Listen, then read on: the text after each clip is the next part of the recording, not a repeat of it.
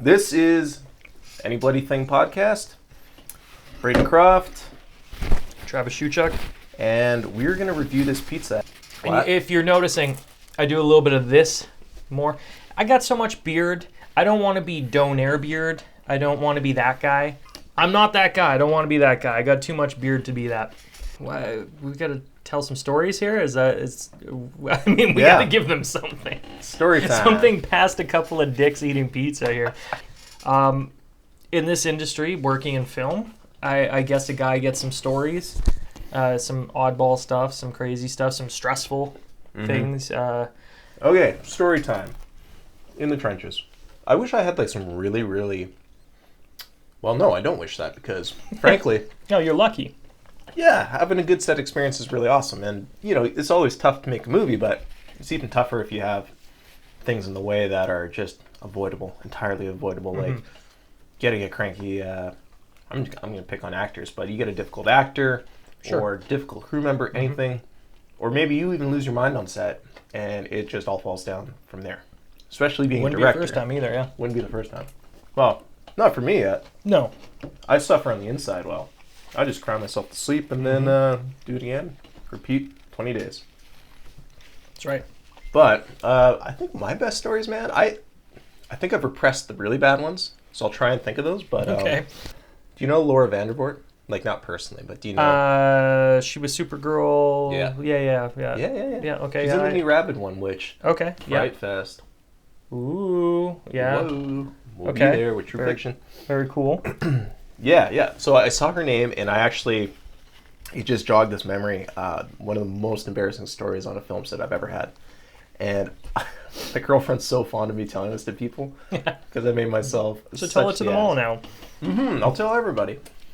So, again, this is around the time when I was a PA doing odd jobs. I got a gig being a PA, locations PA on Smallville, which basically consists of watching a door or a parking lot. So about the third day in, they let me come in on one of the sets, which is the exterior of, I guess, Clark's home barn. Yeah. I actually never watched the show. Oh, dude lived in a barn. Worth watching, but yeah. Dude lived in a barn. Yeah, he had a loft in a barn. In craft services, like, they weren't shooting in there. Don't get me wrong. I didn't get to see any excitement. Okay. I was just alone in this cavernous studio with the barn right in front of me. I was just happy to be inside because Vancouver, you just get rained on all fucking day. So I'm sitting there watching the monitors as they're shooting, and all of a sudden, Supergirl comes up, and she punches through a pillar, like just smack, takes out this column, and then they yell cut.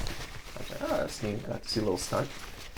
As I'm waiting, I hear footsteps come in, and lo and behold, Supergirl, Laura Vandervoort, walks in to get craft services. Okay, cool. And as I'm watching, I'm young 20s. Yeah, it's always exciting when you run into one of the stars when you're doing a job like that too. Yeah. Yeah, and a striking young woman. Yeah.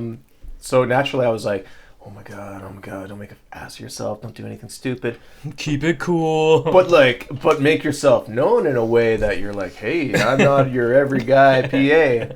I've got big things on the horizon. Little do everyone else here know. Maybe I'll hire you one day. Yeah. So okay. Yeah, that was my first mistake, thinking that I could come up with something like that. Yeah. Good luck. So in my head, I thought, okay, what if you come up, don't be a creep.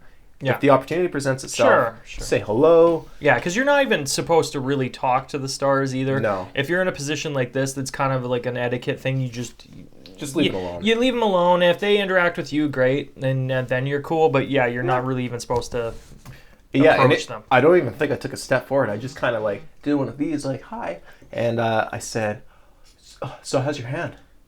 And in my mind, I'm like, this is clever because she's punched a brick column apart. She's going to know what I'm talking about. Yeah. And she gave me a funny look like, I was like, you know, like, your hand because you like punched apart the column. And she smiled graciously. She was really sweet. She got her stuff and left. And man, I like that. Thinking back on it now, I'm just like, what an asshole. Yeah. Oh my god. Yeah, I feel for you on that one. So I built this costume based on a popular character. Yeah. It was for a cosplay guy, but it was higher end. They were spending some money, and the guy's very particular. he's wanting a lot of photos and a lot of like descriptions. So I would give, humor him and go for it, even though it was kind of an excessive amount that he was wanting. And then we're like right done. I get this build. It's cool. We've had him in for a couple of fittings. We get it, and I've just got this weird gut feeling, man. I know he told me he'd been posting on some of these forums and some of these like cosplay sites, whatever. So I found it. I was like, oh, okay, cool. Oh, that's kind of neat. And people are digging it and stuff. And then I start reading these stories, and I'm like, oh no. So the dude's on there, and he's like telling stories. He's like, had a hard day today. But whatever, I'm going to go out to the garage and work on the suit some more. So I'm angry. Real angry. And I was younger too, so I was even more angry. Tell me you like did something public. Oh, I actually did. So this is great. Really? So I'm just, okay, what do I do? All right, we're printing. I'm just capping every page that he wrote shit. And I'm like, okay, he's coming in tomorrow. I'm not telling him a thing. So he walks in, just business as usual. Oh, hey, Travis. Picking it up today. I'm like, oh, okay. So he sits down. So, yeah, by the way, what the fuck was this? And I throw this paper at him, and it just hits it, and he picks it up. And you just see, oh, no. The jig is up, sir. So his face is just, and he plays it off. It's not what it looks like.